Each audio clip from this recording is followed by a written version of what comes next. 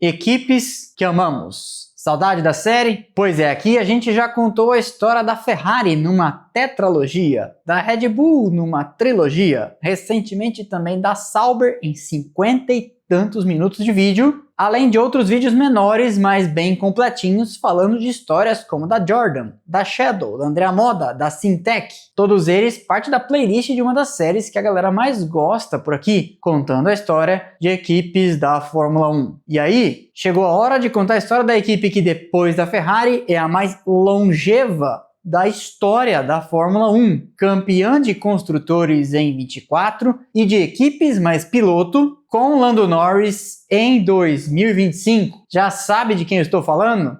Pois é da McLaren que a gente vai falar hoje, nesse domingo e pelos próximos 2 finais de semana, numa daquelas trilogias parrudas aqui desse canal. Então, pega sua pipoca, seu refrigerante, seu vinho e vamos comigo nessa história longa, cheia de idas e vindas e muito divertida. Vamos lá! Você já sabe como eu conto histórias e se não sabe, está sabendo agora. Eu sempre começo contando de equipes na Fórmula 1 pela breve história de seus fundadores e hoje não será diferente, especialmente porque a McLaren tem 3 eras distintas que nós vamos contar em separado em cada um dos 3 domingos deste vídeo, que são 3 vídeos. A primeira época e era com Bruce McLaren, a segunda com Ronald Dennis, Ron Dennis, e a terceira com Zac Brown, a atual. Cada uma delas com suas particularidades, cada uma delas com seus prós e contras, e cada uma delas com vitórias, dramas, derrotas e em comum o nome, McLaren. Inclusive é bom que você saiba, a família McLaren, herdeiros de Bruce e sua viúva, ainda detinham ações da McLaren, dona da equipe, até 2024, quando o Fundo Soberano do Bahrein terminou a aquisição dos pedacinhos de todos os minoritários e hoje comanda sozinho, equipe e fabricante de carros, a holding por completo. Mas nossa história hoje volta até 1937, Down Under, lá no cantinho do mapa na Nova Zelândia, quando nasceu Bruce Leslie McLaren.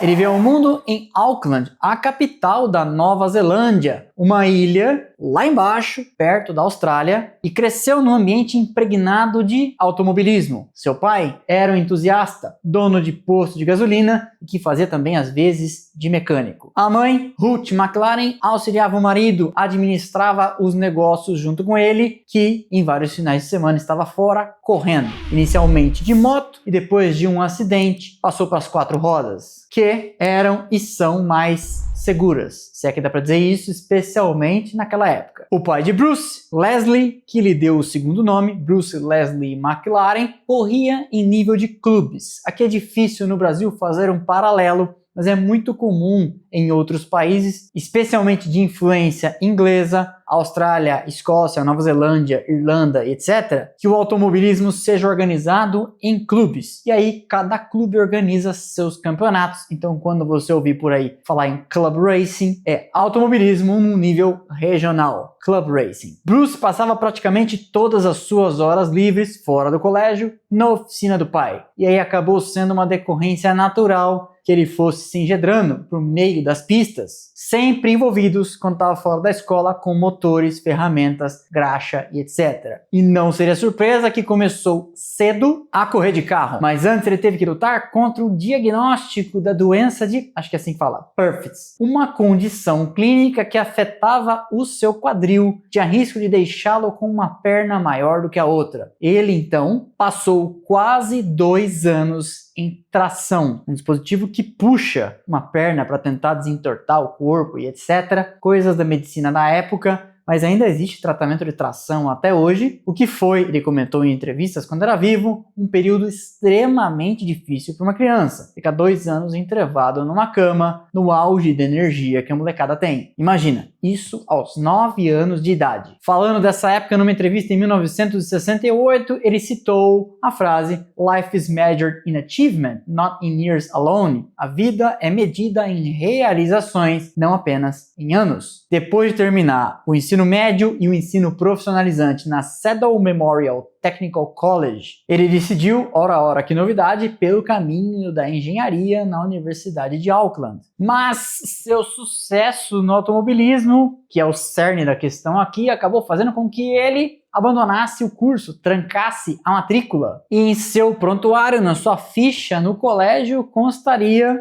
"Went for Motor Racing", ou seja, abandonou para correr de carro. Antes de largar o colégio, ele já tinha começado, depois daquele período na cama, a correr. Seu primeiro evento de competição foi uma prova de hill climb, subida à montanha, algo que aqui no Brasil não é muito comum, mas eu sempre comento por aqui, é bastante popular em países da Europa e também, pelo jeito, lá na Nova Zelândia. Aos 14, quase 15 anos de idade, em 1952, ele disputou uma prova dessas em Muriwai, acho que é assim que fala, dirigindo um Austin 7 Ulster restaurado pelo seu pai. Ele venceu, inclusive, na classe de 750 cilindradas nessa ocasião. 2 anos depois, ele estava inscrito para sua primeira corrida para valer e de cara mostrou potencial. Correu então nos anos subsequentes com um Austin, com um Ford 10 Special e com um Austin Healey. E finalmente sentou a bordo de um carro de Fórmula, no caso um Fórmula 2 da Cooper, com motor Climax. De 1957 para 58, no campeonato de intertemporada, Bruce foi vice-campeão da Fórmula 2 na Nova Zelândia. Esse desempenho chamou a atenção de alguém que lá no centro do automobilismo, na Europa, já chamava a atenção. Ainda não tinha vencido o campeonato, mas venceria os próximos 2 em 59 e 60. O australiano, país vizinho da Nova Zelândia, Jack Brabham. Brabham ficou impressionado, comentou bem de Bruce para o Automóvel Clube da Nova Zelândia, que decidiu então dar a ele uma bolsa. Isso era muito comum e ainda é, para que ele saísse de lá do canto do mapa e fosse para onde a coisa efetivamente acontece no mundo das corridas, na Europa, mais especificamente na Inglaterra. Aqui no Brasil, são vários os nomes que chegaram à Fórmula 1 com o apoio de empresas do seu país, desde os anos 60, 70, 80 até recentemente. De cabeça eu lembraria das seletivas que a Petrobras fazia e apoiava pilotos que chegavam na Fórmula 3000 e Fórmula 1, como Antônio Pisoni, Mário Haberfeld e Bruno Junqueira no final dos anos 90, começo dos anos 2000. A leva de pilotos franceses que chegou na Fórmula 1 tem foto deles todos juntos no final dos anos 70 e 80, como Alain Prost, Patrick Tambay, Didier Pironi, entre outros. A França, antes da chegada de Pierre Gasly e Esteban Ocon, por exemplo, conduziu um processo que demorou mais de 10 anos quando ficou sem pilotos no grid, para formar uma base e conseguir repor o que tinha perdido. Isso é, portanto, bastante comum. E o próximo levado para a Fórmula 1 depois de Bruce seria outro, que foi campeão mundial, inclusive vencendo Jack Brabham, Danny Hulme. O programa chamava Driver to Europe, ou seja, piloto para a Europa. E consistia em pegar o talento mais proeminente, aquele que parecia ter mais futuro, e custear uma ida para lá, um ano com carro, mecânicos e equipe, moradia, alimentação e etc. Enfim, ver se o cara começava a andar pelas próprias pernas. Bruce iria para Cooper e ficaria por lá 7 anos. Em 1958 ele desembarca por lá e sua primeira prova seria, ora, em Nürburgring, correndo com um carro de Fórmula 2 junto com o grid da Fórmula 1. Isso, na época, era bem comum. Na corrida, a McLaren venceu entre os de Fórmula 2 e foi quinto no geral, estreando, lembre-se você, no Inferno Verde, com mais de 200 curvas e 21 km.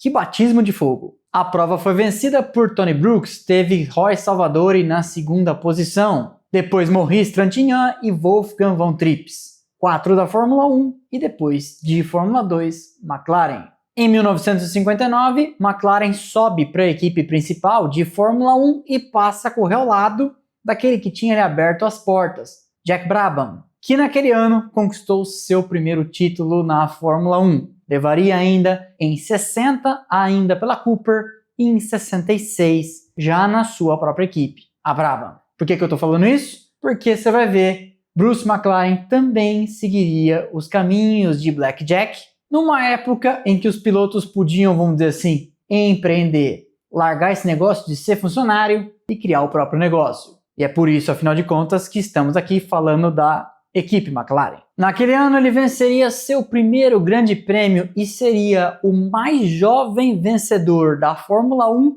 pelos próximos 40 e poucos anos. Com 22 anos e 104 dias levou o Grande Prêmio dos Estados Unidos, disputado pela única vez em Sebring, e só teria seu recorde de idade, no caso de juventude, para vencer um Grande Prêmio desbancado por Fernando Alonso em 2003 pela Renault. Ele terminaria o campeonato, seu primeiro como titular na Fórmula 1, na 6ª posição, vencendo essa prova e mais um terceiro lugar e 2/5, ficando, portanto, com 16,5 pontos. Seu companheiro de equipe, Blackjack, Jack Brabham, foi campeão mundial naquele ano, com 31 pontos, 2 vitórias, um terceiro e um quarto. A dupla trabalhava bem, os dois se entendiam, ele fica na equipe, Jack também, e o australiano venceria o campeonato de 1960, sendo, portanto, bicampeão, com Bruce vice, conquistando uma vitória na abertura do campeonato em Buenos Aires. Bruce ainda iria ao pódio naquele ano outras 5 vezes, com 3 segundos e 2 terceiros, numa época em que todo mundo quebrava demais, e numa época que o campeonato tinha apenas 9 etapas, 8 se você desconsiderar Indianápolis, e 7 se levar em consideração que Monza naquele ano foi boicotada pelas equipes inglesas, como a Cooper, por desavenças, adivinha com quem? Com a Ferrari. 1961 seria aquele ano em que a Ferrari resolveu dar o braço a torcer, instalar um motor na traseira, e com Phil Hill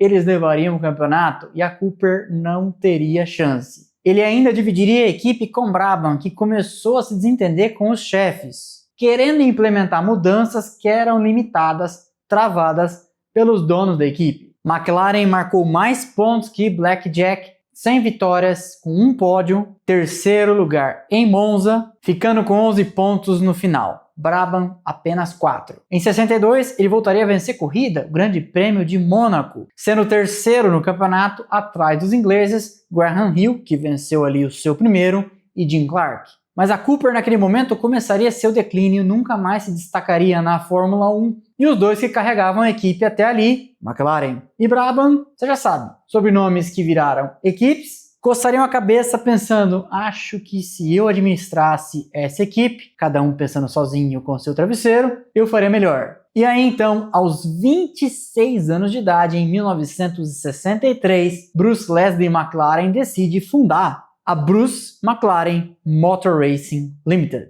uma equipe que levaria seu nome muito adiante, bem depois inclusive da sua morte, que não demoraria a acontecer. Enquanto se preparava para o desafio de correr na Fórmula 1, que ainda que fosse 1963, não era pouca coisa, Bruce seguia sendo um piloto de corridas, não apenas de Fórmula 1. Ele participou de 9 edições entre 1959 e 1969 das 24 horas de Le Mans, vencendo inclusive aquela lendária de 1966, quando o Ford GT40 rompeu a supremacia da Ferrari e Ken Miles, como retratado no filme Ford vs Ferrari, perderia a vitória porque, obedecendo ordens de equipe, deixou que os 3 carros se enfileirassem e, quando cruzou a linha de chegada junto com todo mundo, perdeu a taça para Bruce e Chris Amon, que tinham largado mais atrás. E como ele tinha largado mais à frente, no intervalo de 24 horas, percorreu uma distância menor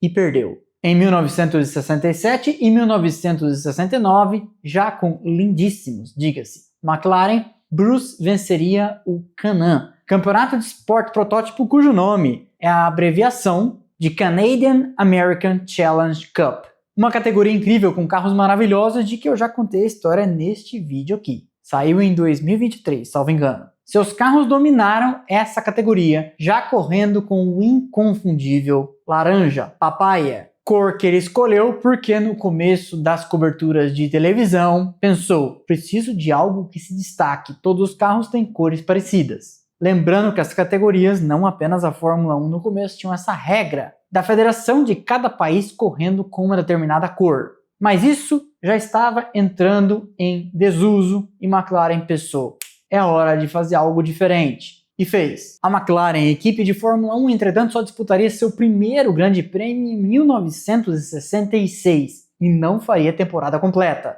Foram 6 provas em 1966, ou no caso 6 tentativas, todas elas com Bruce ao volante. Um abandono em Mônaco, não conseguiram largar na Bélgica, espetaram o 6º lugar e os primeiros pontos na Grã-Bretanha, não largaram de novo em Zandvoort, conseguiram um 5º lugar nos Estados Unidos e um abandono no México. 2 pontos marcados, 9º lugar entre as equipes. Nesse ano de estreia, correram com 2 motores diferentes, Ford 406 V8 e Sereníssima, sim, existia um motor com esse nome, também V8. Em 67 e novamente alternando de um lado e de outro do Atlântico, correndo de Can-Am e de Fórmula 1, Bruce inscreveu seus carros para 6 grandes prêmios de 11 daquela temporada. Foi um 4º lugar em Mônaco, um abandono em Zandvoort, e depois 4 participações seguidas com o 7º no Canadá e 3 abandonos, Monza, Estados Unidos e México. 2 motores diferentes, os 2 motores da BRM, e Bruce seguia insatisfeito. Chega a 68, chega o momento de correr com 2 carros. Bruce McLaren em um, Denny Hulme, o então campeão de 67, saído da Brabham. E chega também o Ford Cosworth DFV, motor que empurraria uma geração inteira da Fórmula 1 dali para frente e que continuaria com a McLaren até 1982, já portanto dentro do que será o nosso 2º capítulo nessa trilogia, quando na gestão Ron Dennis eles trocam o DFV pelo TAG Porsche.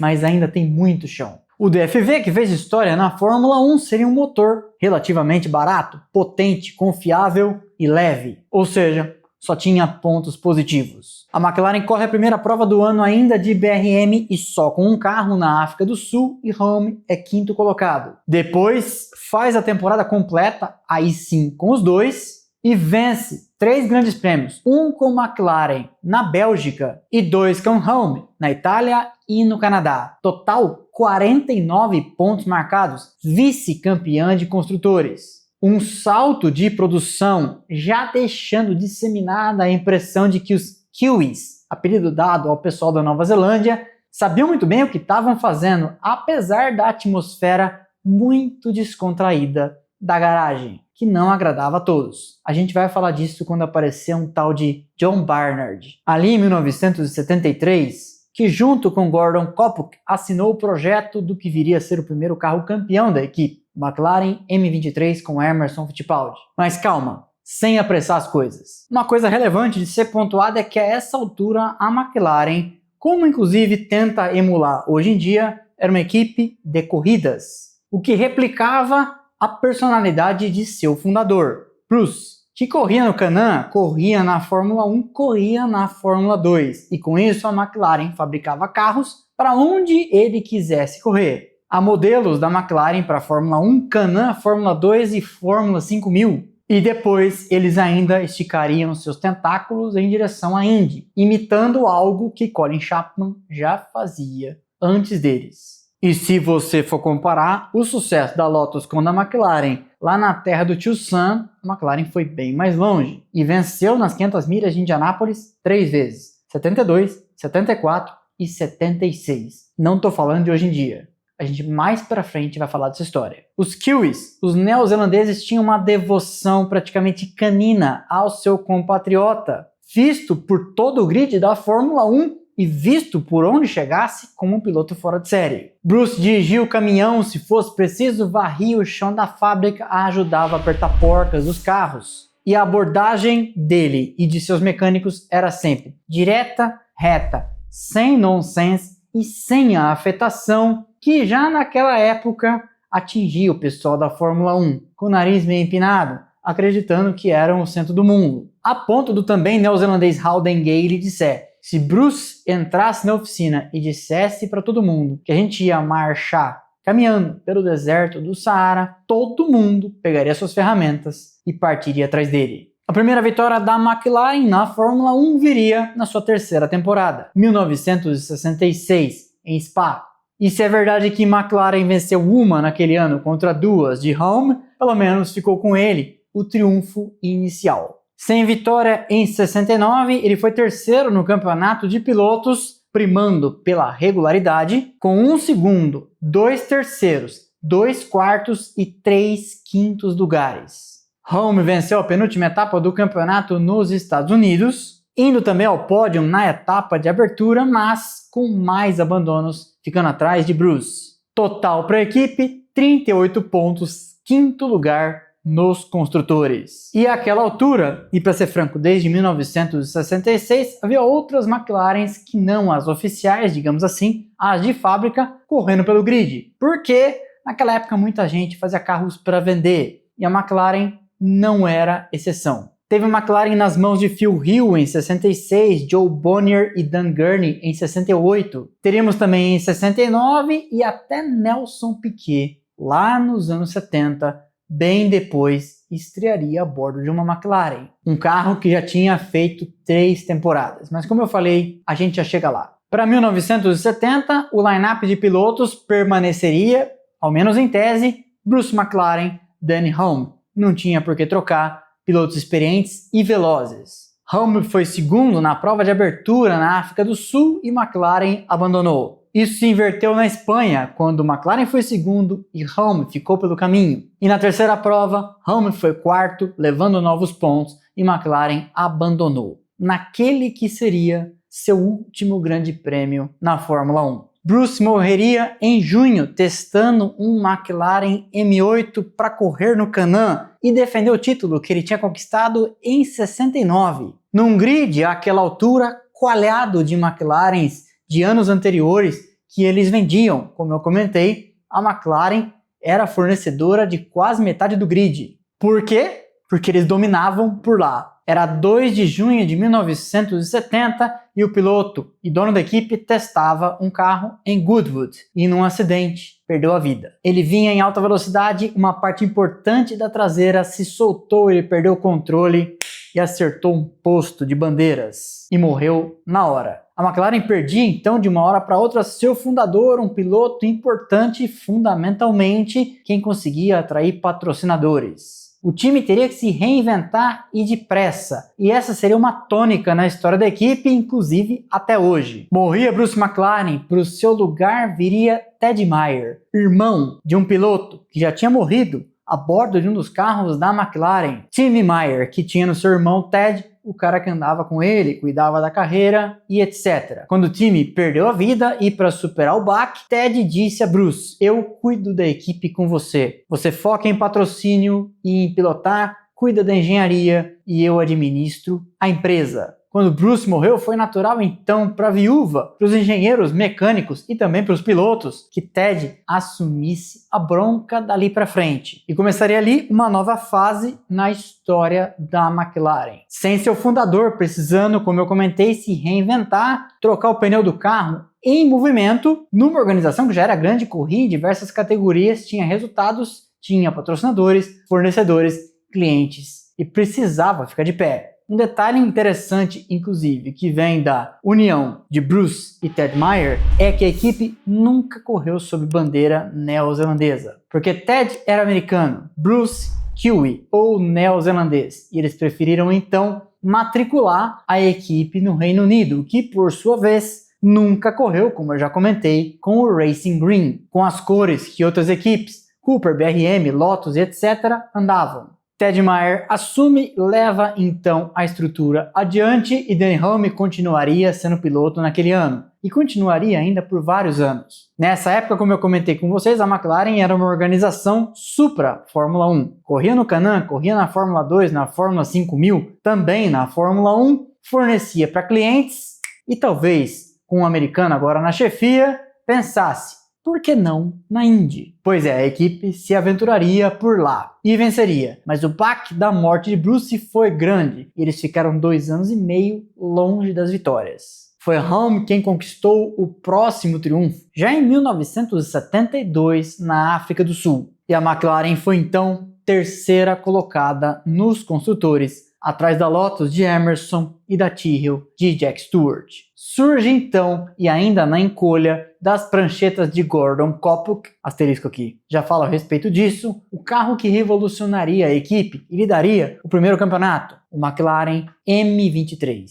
O M23 dividiria peças com seu irmão norte-americano, o M16, que venceu nas 500 milhas. E o asterisco aqui fica por conta de algo que eu li na biografia de John Barnard, que, recém-começado na Fórmula 1, conseguiu um estágio por lá e comenta: olha, o Gordon Koppuk leva o nome, assinou o projeto, mas eu fiz 3/4 daquele carro e ninguém comenta. É aquele papo de jogador de futebol sem mídia, mas o fato é que Barnard era, àquela altura, pelo menos aos olhos da Fórmula 1 e da McLaren, um garotinho, Gordon Koppuk, o cara experiente, a quem Barnard presta continência e diz: mérito dele, me deixou fazer o que eu quisesse. E eu fiz. Enquanto isso, na Lotus, Emerson Fittipaldi tinha sido campeão em 72. Sentiu que foi sacaneado por Colin Chapman em 73. Que não aplicou ordens de equipe com outra estrela, Ronnie Peterson, custando pontos que Emerson poderia ter tirado de Jack Stewart e brigado até o fim por aquele campeonato. E aí, Emerson então assinou para correr na equipe. Que equipe? Na McLaren. E por lá, com o M23 de Gordon Koppuk ou de John Barnard, você decide, ou talvez um exame de DNA decida, ele conquistaria o primeiro título da equipe na Fórmula 1. Emerson conquistaria vitórias no Brasil, Bélgica e Canadá, vencendo ainda uma prova extraoficial, lembra?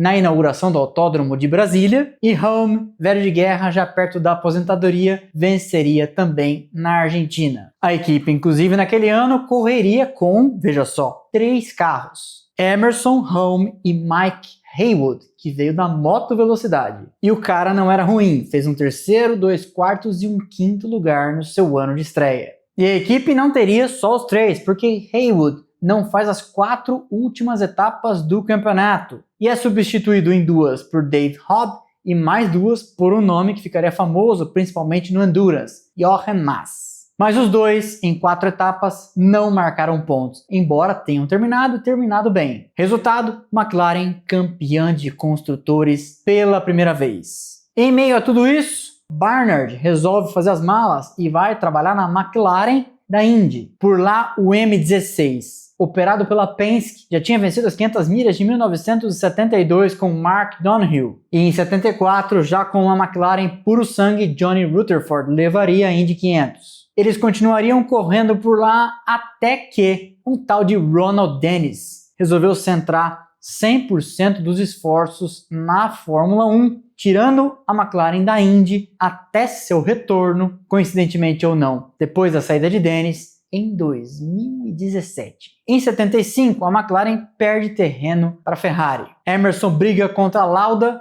que faturaria com a 312T vermelha, e tinha uma coceirinha fazendo o bicampeão brasileiro olhar por cima do muro para o jardim do vizinho. E era um jardim verde e amarelo, ou pelo menos naquela altura, prata, verde e amarelo. Porque Wilson, seu irmão, o Tigrão, tinha se afastado da Fórmula 1 no final de 73 e passado o 74 inteiro idealizando e concebendo aquilo que seria o FD01, primeiro carro de uma equipe 100% brasileira. Wilson seria piloto e chefe de equipe em 75, dobrando, portanto, funções, enquanto Emerson corria lá na frente e se coçava todo pensando: porra, eu queria muito participar desse negócio. No final daquele ano, quando estava praticamente todo mundo assinado para 76, Emerson avisa a McLaren: tô saindo fora, vou correr com o meu irmão, vocês que se virem. Com todas as opções assinadas, a McLaren tem então que olhar e ver quais seriam os pilotos possíveis. Todos os figurões já estavam amarrados com outras equipes. A cena é retratada no filme Rush,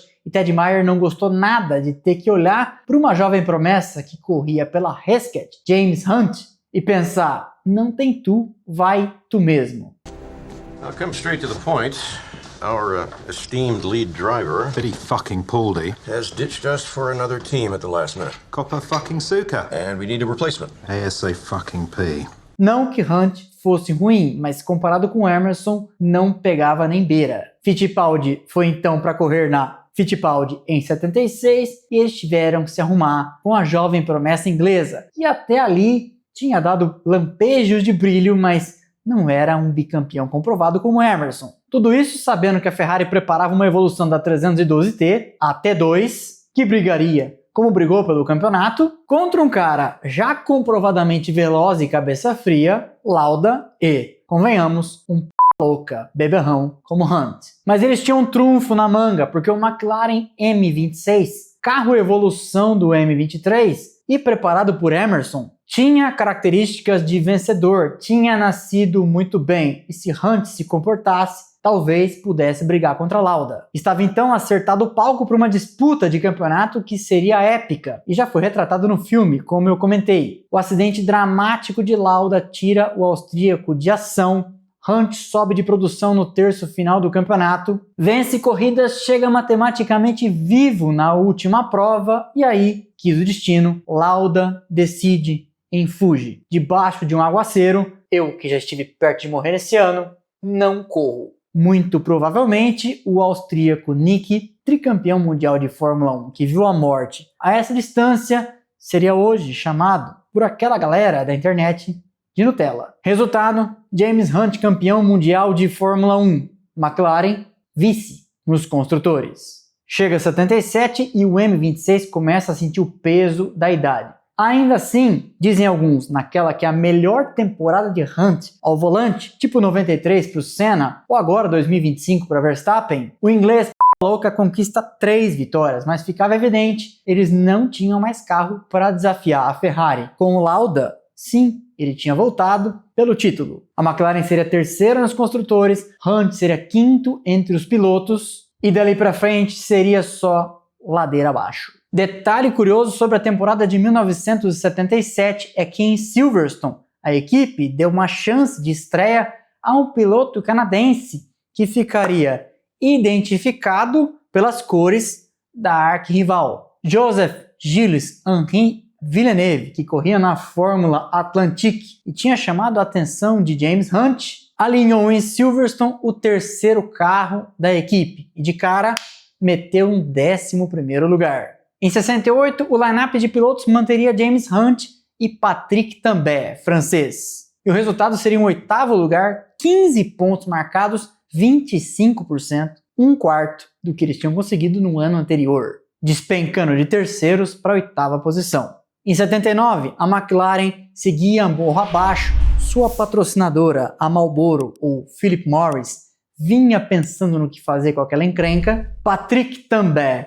fica, James Hunt sai e vem para o seu lugar outro inglês. Um nome muito esquecido aqui no Brasil, mas que venceu corridas. John Watson. Watson conseguiria um 3º lugar na corrida de abertura, pontuaria outras 6 vezes, mas também, apesar de várias provas, não marcaria nenhuma vez e eles repetiriam os 15 pontos, uma posição acima do ano anterior, 7ª entre as equipes. Enquanto isso, nos Estados Unidos, John Barner já tinha passado pela Parnelli Jones e pela Chaparral e começava a fazer pesquisas olhando para materiais muito leves e resistentes e pensando, esse negócio aqui poderia dar muito certo num carro de corrida, a tal da fibra de carbono. Quem tinha trabalhado antes com isso e tinha presença no automobilismo era um outro engenheiro que teria passagem pela McLaren, Steve Nichols. Nichols tinha trabalhado em Salt Lake City, na fábrica da Hercules, fabricante de mísseis balísticos que usava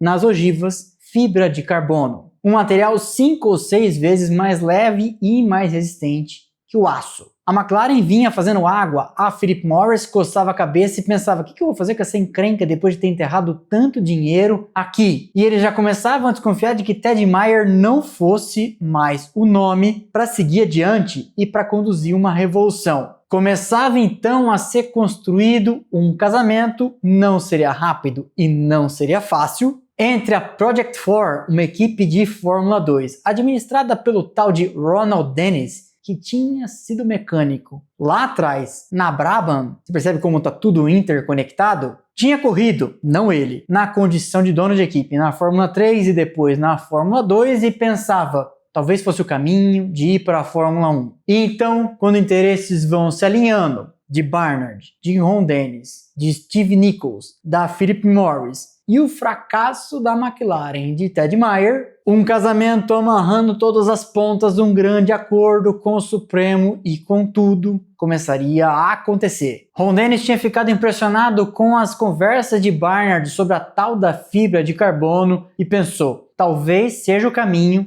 meteu o pé na porta, revolucionar tudo, subir o nível do jogo na Fórmula 1 e entrar com um diferencial competitivo. E que diferencial? Na Project 4 até 1980 corriam dois nomes muito conhecidos nossos. Um, Andrea De Cesaris, filho do maior revendedor de Marlboro na Itália e não à toa um cara que sempre estampou os adesivos da fabricante de cigarros e que durou bem mais tempo na Fórmula 1 do que seus resultados provavelmente justificariam. No outro carro, o brasileiro Chico Serra, o último a marcar pontos com uma Fittipaldi em 1982 Zolder. Já vi algumas entrevistas, já li em alguns livros, Chico esteve nos planos de Ron Dennis para chegar na Fórmula 1 nesse grande acerto que seria a fusão da Project 4 com a McLaren de Ted Mayer, bancados com grana da Marlboro. Mas Andrea De Cesaris tinha lá aquele apoio, o pai dele era importante na Philip Morris, sabe como é que é? E aí, antes de começarmos uma nova era, um novo capítulo na história da McLaren, a gente encerra aqui esta passagem de Bruce McLaren e Ted Mayer e guarda o segundo episódio inteiro para a gestão Ron Dennis, que começaria ali em 81, 82 e iria com uma interrupção ali nos anos 2010 até 2015 e 2016, naquele trem fantasma que foi McLaren Honda Parte 2. O inimigo agora é outro. Gostou da história até aqui? Eu espero que sim. Deixa o like que é de graça, não custa nada, você sabe, ajuda demais o canal. Quebra essa pra mim, quebra essa pra nós. Se inscreva no canal para receber as notificações. Siga as nossas redes sociais, estão passando aqui os arrobas, o link está lá embaixo também na descrição. Instagram, Twitter, Threads e TikTok. Além de se inscrever nos nossos canais de notificação e receber um recadinho automático no instante em que eu publico cada um dos vídeos. O link também está lá embaixo. Eu vejo vocês no próximo capítulo, também nas nossas redes sociais. Valeu e aquele abraço!